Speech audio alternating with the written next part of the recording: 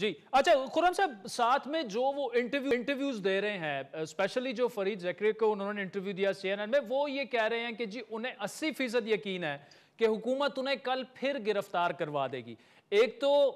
کیا وہ کل پھر گرفتار ہونے جا رہے ہیں؟ کیونکہ 31 مئی تک تو تقریباً تمام کیسز میں ان کے پاس پروٹیکٹیو بیل ہے، بلینکٹ بیل ان کو ملی ہوئی ہے کہ اگر 9 مئی کے بعد بھی جو کیسز ہوئے ہیں اور اس سے پہلے بھی جو ہوئے ہیں، انہوں نے بالکل اس پر ان کو پروٹیکٹڈ بیل دی ہوئی ہے۔ اس کے باوجود وہ خدشے کا اظہار کر رہے ہیں کہ حکومت کل انہیں ہر صورت، یعنی 80% اگر وہ کہہ رہے ہیں تو انہیں یقین ہے کہ کل آپ انہیں اریسٹ کروا لیں گے۔ جی میں پھر بڑے ادب سے عرض کروں گا کہ عمران خان کی کسی بات پر، چاہے وہ سی این این پر ہے، کسی بھی بین الاقوامی ادارے پر ہے، ان کی بات پر یقین نہیں کیا جا سکتا کہ یہ ایسے ہوگا، کیونکہ وہ اپنے آپ صرف اپنی ذات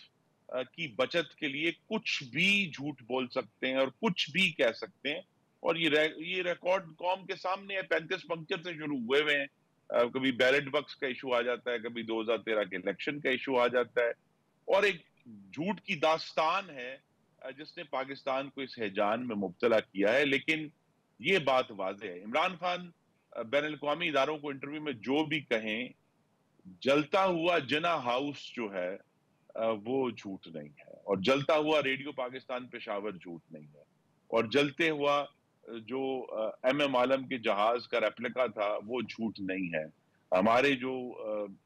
شہیدوں کی یادگاروں کو بے حرمت کیا گیا، ان کے مجسموں کو بے حرمت کیا گیا، وہ جھوٹ نہیں ہے، وہ قوم نے اپنی آنکھوں سے دیکھا ہے۔ تو عمران خان صاحب کو اپنی ذمہ داری لینی چاہیے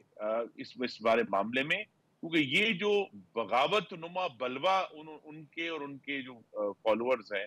انہوں نے 9 اور 10 مئی کو کیا ہے، ہم اس کے دوبارہ متحمل نہیں ہو سکتے۔